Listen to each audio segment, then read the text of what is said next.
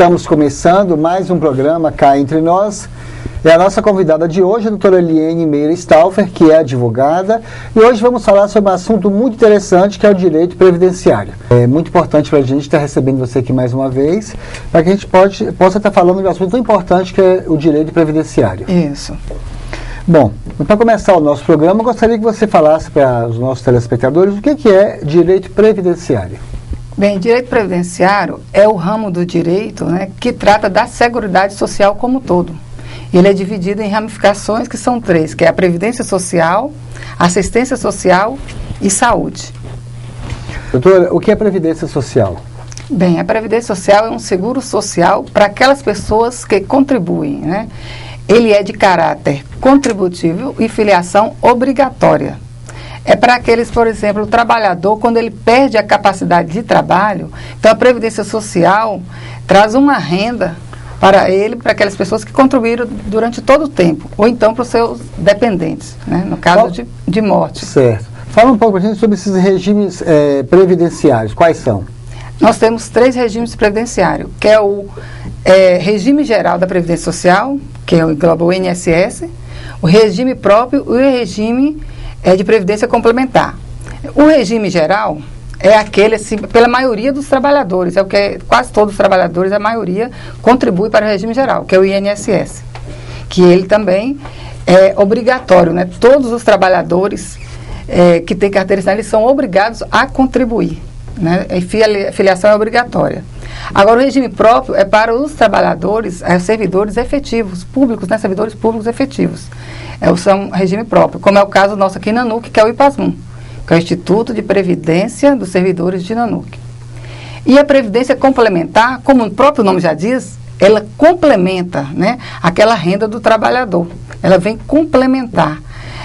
Mas mesmo assim, é obrigatório a contribuir para o regime geral. Você não pode só ter essa previdência complementar. Você também tem que ser obrigatoriamente filiado ao regime geral, além da complementar. E quais são, assim, os benefícios previdenciários, doutora? Nós temos a aposentadoria por invalidez, aposentadoria por idade, aposentadoria especial, né? Nós temos o auxílio reclusão, temos auxílio doença, auxílio acidente, salário família, salário maternidade e pensão por morte. Então são muitos benefícios, muitos benefícios, né? Nós falamos que 10 benefícios que temos que a Previdência paga para aqueles que contribuem. Muitas pessoas nem sabem que de todos esses benefícios, né? Isso. Muitas pessoas ainda não sabem. Não sabem os seus direitos, na verdade é isso, né? Como funciona o auxílio reclusão? Esse auxílio reclusão foi muito falado ultimamente como se fosse uma coisa nova, mas ele existe há muito tempo. Desde 1960 já existe e poucos eles não tinham conhecimento, né? Hoje está muito falado no auxílio reclusão. É para os dependentes, não é para o segurado. Os dependentes do contribuinte que está preso em regime fechado ou semiaberto. Então, os dependentes ficam recebendo um valor. Então, para que eles tenham esse direito, os dependentes vão até uma agência do INSS ou então faz um agendamento prévio através da internet para requerer esse auxílio. Aquele telefone 135. 135, isso. Então, para requerer esse auxílio reclusão, precisa preencher alguns requisitos, né? Um dos requisitos é que o segurado ele tem a qualidade de segurado quando foi preso, né? Ele ter contribuído há muitos anos atrás, não. Ele tem que estar contribuindo no momento, ou então está dentro daquela carência e também que não esteja recebendo da firma que ele trabalha, que às vezes a pessoa é presa, a firma ainda continua um tempo pagando. Então, o salário do trabalhador. E também é para aqueles trabalhadores de classe baixa, de renda pequena, entendeu? O salário mínimo, né? Assalariado até quanto? Até 900 e pouco. 900 e pouco. Uhum. Mas vamos esclarecer mais. É para aquela pessoa que recolhe o INSS. Que tem a qualidade de reclusão. Isso, qualidade de segurado. Isso como se diz, é um seguro social para aquelas, acobertar a família, né? Para a família não ficar sem aquele, perde aquele salário. Aí tem esse benefício. Isso, aí tem esse benefício, proteção da família, Mas aquela pessoa que não recolhe, que tem regime de reclusão, ela não tem direito. Não tem direito, ou então que ganha um valor muito acima né, que não caracteriza a baixa renda. Então, ele também não está acobertado. Entendi. Que às vezes as pessoas falam assim, fulano está preso, tem uma boa alimentação, ainda tem dinheiro do INSS. Então, às vezes falta informação, né? Isso, falta informação, isso mesmo. Às vezes as pessoas conversam, mas não têm conhecimento suficiente do que está falando, né, doutora? Verdade. Doutora, vamos dar uma pequena parada para o intervalo? Tudo bem. Vamos dar uma pequena parada para o intervalo, me aguarde, não saia daí que nós voltamos já já.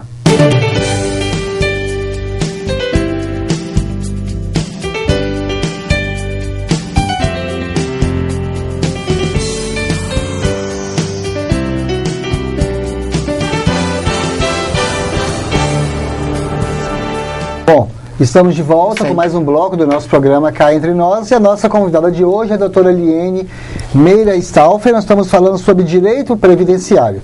Bom, doutora, já tem aqui uma participação, né? Da Janaína, moradora aqui do centro de Nanuque. Ela pergunta se uma pessoa que ganha um salário e meio, né, tem direito a abono família? Sim, com certeza, tem direito, sim. Tem, né?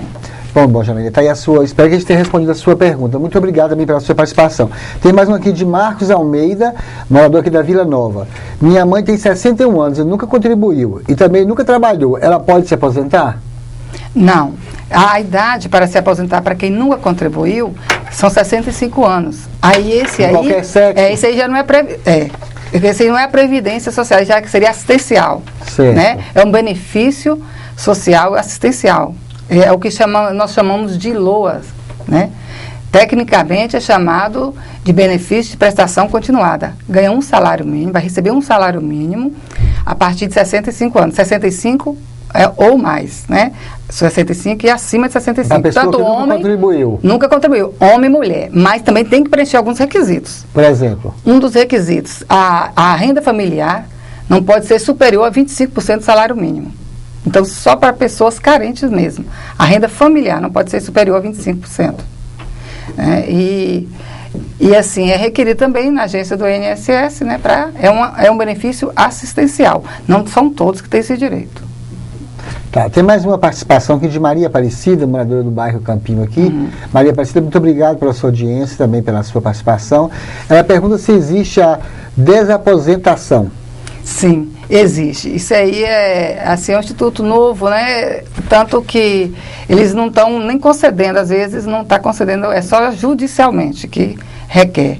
É o quê? É quando a pessoa aposenta muito nova e o valor foi pequeno, aí ele continuou aposentado e continuou trabalhando e continuou contribuindo. Então ele desaposenta para fazer outra aposentadoria com valor maior e valor melhor.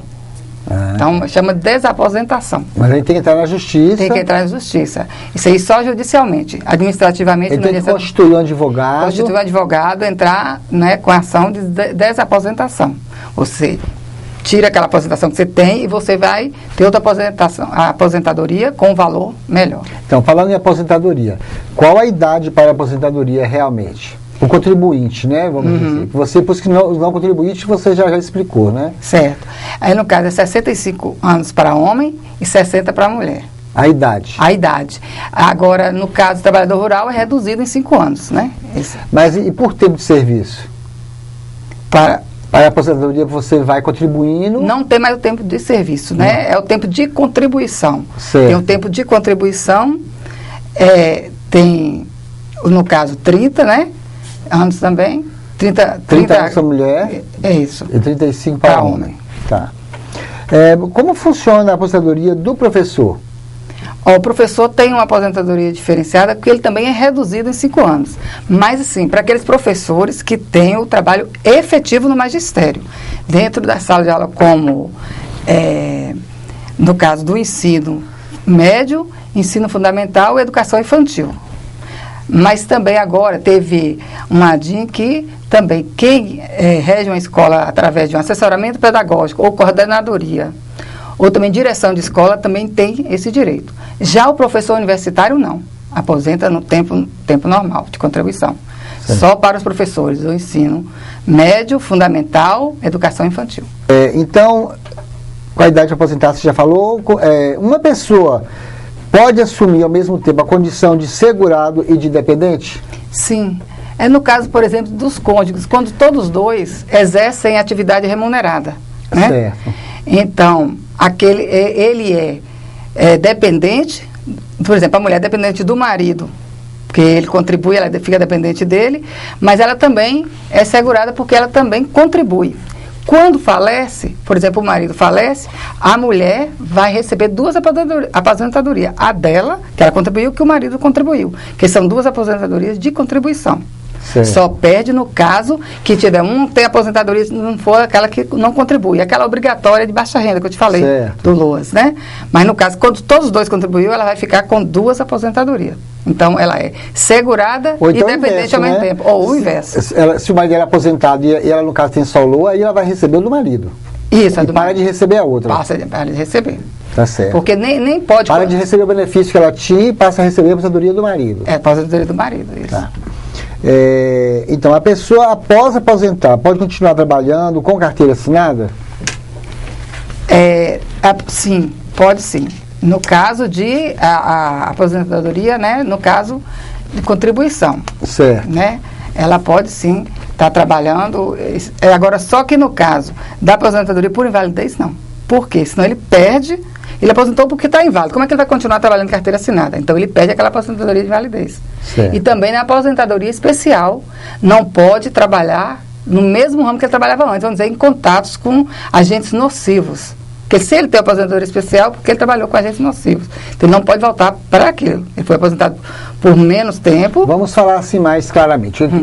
Que seja um agente nocivo para as pessoas que estão nos assistindo, nem todos, né, sabem. Né? No caso, radiação, certo, temperatura alta ou baixa, ruídos acima de 85 decibéis, insalubridade. Então, trabalha num ambiente que é nocivo e prejudicial à sua integridade física. Certo. Né? Então, ele aposenta com tempo menor.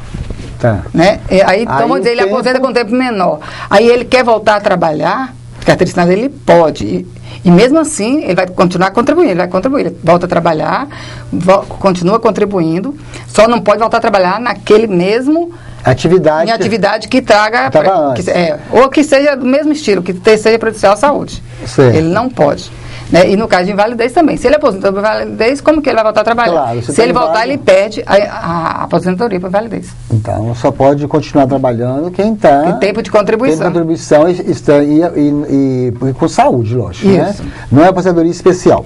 Bom, certo. O que é teto previdenciário, doutora? Bom, esse teto previdenciário é o valor máximo que o INSS paga ao seu segurado. Né? Ele não, atualmente, esse teto é R$ 3.916,20, o valor, 3.000, ele não paga mais do que isso. Mas então, também não recebe mais do que isso também, se ele quer aposentar. Porque você paga, se ele aposentar, o máximo, que hoje, por exemplo, no caso de regime próprio, servidor público, se ele ganha 10 mil e ele contribui sobre aquilo, ele recolhe sobre aquilo, ele recebe 10 mil, ele aposenta com dinheiro, com o valor que ele está recebendo. Salário. Isso. Agora, no caso aí esse regime que nós estamos falando, é regime geral, é INSS. Certo. Então, no INSS, o valor máximo que eles pagam de aposentadoria é esse, né? R$ 3.916,20. Muito pouco, né, doutora? Muito pouco. E isso aí, a contribuição, acho que... Mesmo que você contribua com mais... Isso, você pode contribuir por mais que não... Às vezes você é empregado e você tem um salário maior, mas você só vai receber até esse teto. Até esse teto. Por isso que hoje fazem a contribuição... faz aquele valor que eu te falei, a previdência complementar. Complementar. Por que existe essa previdência complementar? Para isso, porque a pessoa faz para aumentar essa renda, porque quem acostumou a viver com 10 mil reais, para viver com 3 mil vai ser difícil. Muito pouco, é impossível, né? Isso. Então a pessoa tem que ter uma contribuição, então continuar trabalhando, né? É por isso que acontece isso, por isso que a maioria dos aposentados continua trabalhando.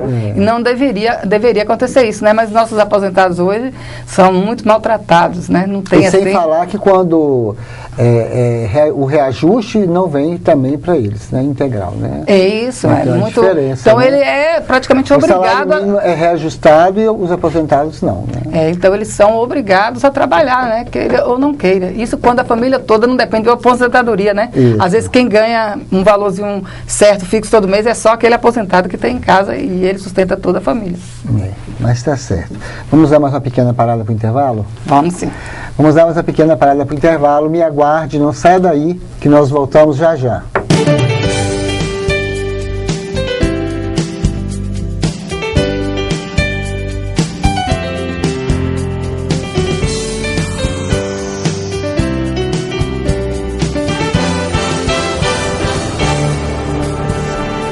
Bom, estamos de volta com o segundo bloco do nosso programa Cá Entre Nós.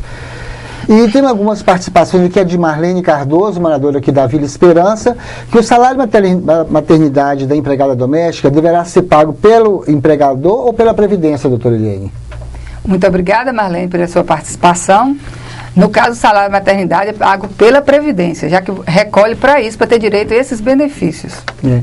O tempo passou tão rápido, falando que é o segundo bloco, mas já é o terceiro e último bloco, né? Então já estamos caminhando para o final do nosso programa. Tem mais uma participação aqui, doutora, que é de João Alves. Ele fala que ele é casado, que ele tem 41 anos e contribui desde 1962. E a esposa dele não contribui, né? Se ela tem direito à aposentadoria. Muito obrigada pela sua participação, João Alves. No caso aí, ela não tem direito à aposentadoria. Ela só vai ter aí, no caso, a pensão por morte, no caso da sua falta. Porque se ela não contribuiu, agora, se ela contribuísse sim. Porque a aposentadoria, volto a insistir, é de filiação e contribuição obrigatória. Só tem aquela assistencial para as pessoas carentes. Bom, tem mais uma participação aqui, que deve ser do Wagner, morador aqui do centro do bairro de Nanuque. Wagner, muito obrigado pela sua participação e também pela sua audiência. Ele fala que a esposa dele trabalhou em uma empresa na Bahia. Uhum. E o contrato dela no valor de R$650. A empresa pode pagar a ela um valor menor? Não. A empresa vai pagar aquilo que está no contrato. No contrato, no caso, na carteira de trabalho. Fala que o contrato é de 650, né? Ou seja, um pouquinho mais que o salário mínimo, né? Uhum. Se ela pode pagar o menor, que só pode reduzir o desconto aqui só do INSS, né, doutora? Isso, é só o INSS. Então, esse valor aí é só o desconto do INSS. Não sei se é isso que ele está falando. Porque ele deu de entender que pra gente é isso, que ela tem um contrato no valor de R$650, né? E se pode pagar ela um valor menor. Eu acho que a única diferença é que só o desconto do INSS. Só o desconto do INSS. Que é obrigatório, né? Isso, que é obrigatório. Isso aí não pode, né? Tem que ser o valor do contrato, né? Isso. O que é, doutora, o teto previdenciário? Esse aí acho que você já me perguntou. Perguntei? Uhum. Então fala sobre a aposentadoria proporcional. Você já falou pra gente? A aposentadoria proporcional, ela foi até extinta pela emenda constitucional número 20, né, de 1998. Agora, no entanto, em virtude das regras de transição dessa emenda constitucional, aqueles trabalhadores, né, do regime geral, que até 19/12/98 ainda tem direito, porque tem o direito adquirido, né, tem direito a essa aposentadoria por tempo proporcional. Certo. Né? Hoje não, hoje é o que? É o teto, o fator previdenciário, é calculado pelo fator previdenciário, que envolve a idade, a expectativa de vida e o valor de contribuição. Doutora, há assim algum benefício que não precisa de contribuição? Sim, é o seguro social chamado de LOAS, que nós até falamos, né? Sim. De LOAS. Então ele não precisa de contribuição, para daqueles que necessitam e que tem aqueles requisitos que eu te falei, né? Renda familiar maior, que não pode ser maior do que 25%, né? Certo.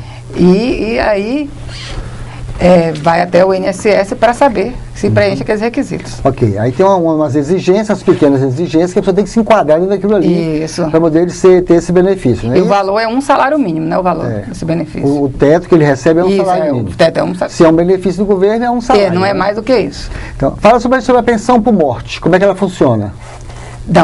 Então, a pensão por morte é aquele benefício do trabalhador, né, não é do trabalhador, do segurado, né, dos seus dependentes, que no momento que ele falta, os seus dependentes vão receber esse benefício.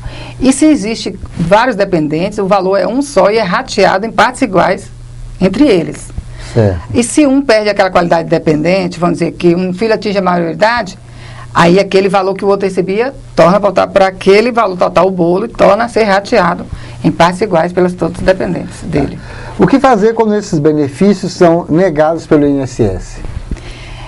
Isso aí é um problema sério. Hoje, eu sugiro aqueles que têm algum problema, precisam de alguma informação, alguma dúvida, que procure o INSS, a agência do INSS, mas melhor do que isso, que use o telefone 135 ou então o portal da Previdência Social, que é www.previdencia.gov.br.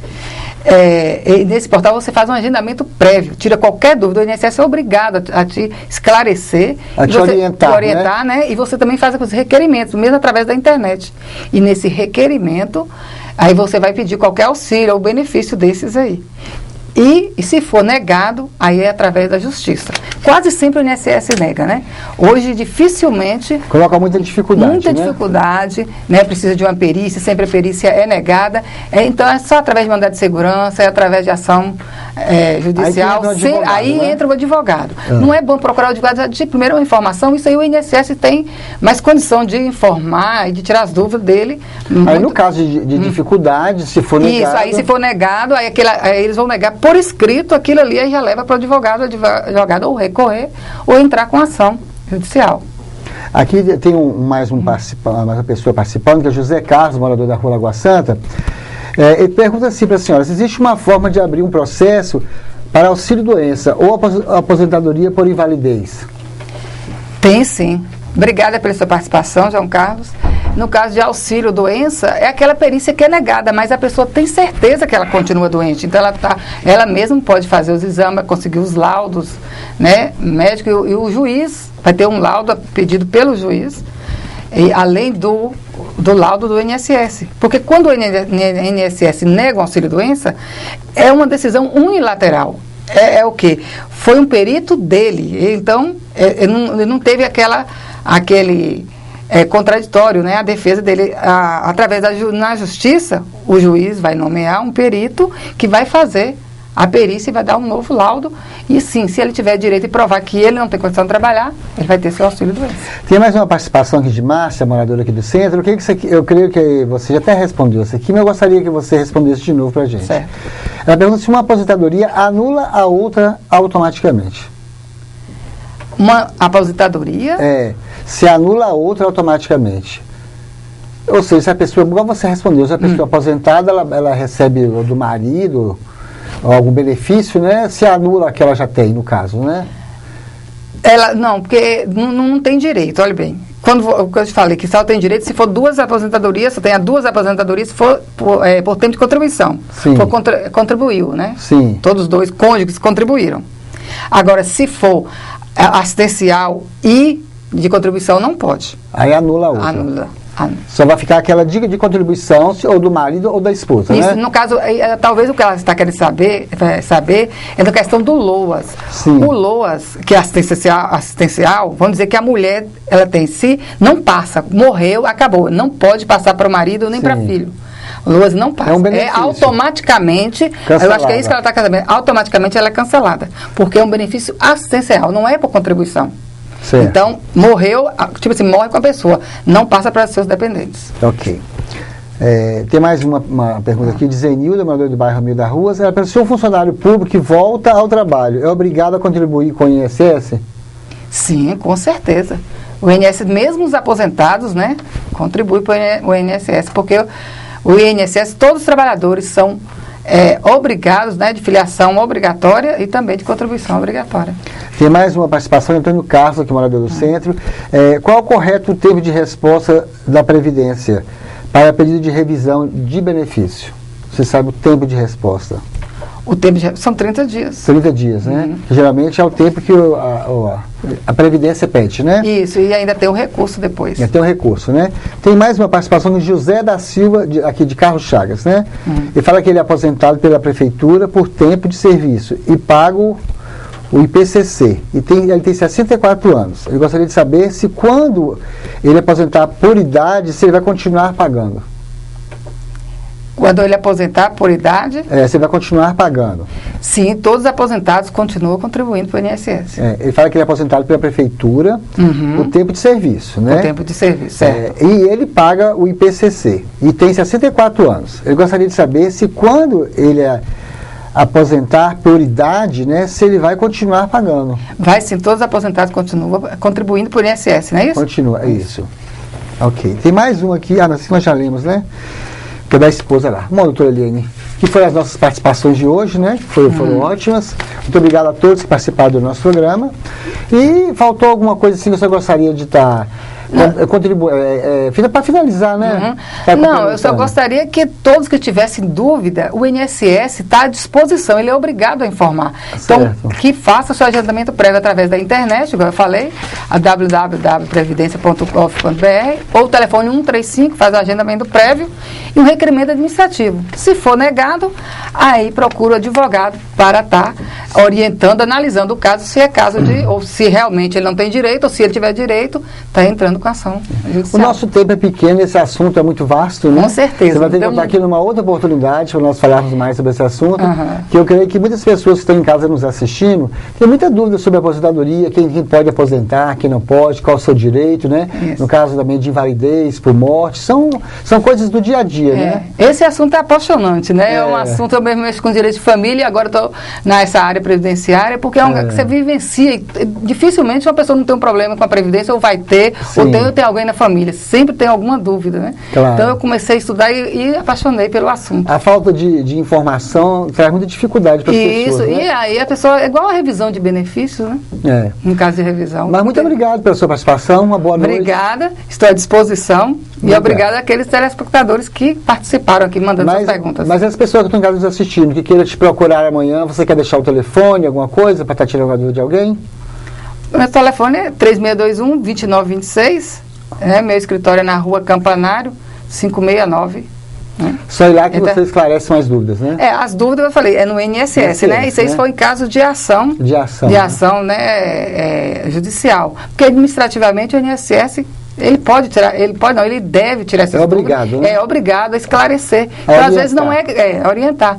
Talvez não seja caso do advogado. O advogado só for na questão de, já numa ação judicial, se foi indeferido aquele requerimento, aquele pedido, né? Aquele tem direito. Caso de revisão, por exemplo, de benefício. Tem muitas pessoas que ganham um valor abaixo do que deveria receber. Então, pede-se uma revisão de benefício. Aí isso também seria judicialmente. Que o INSS geralmente nega tudo. Ok. E até a próxima semana com mais um programa Cá Entre Nós.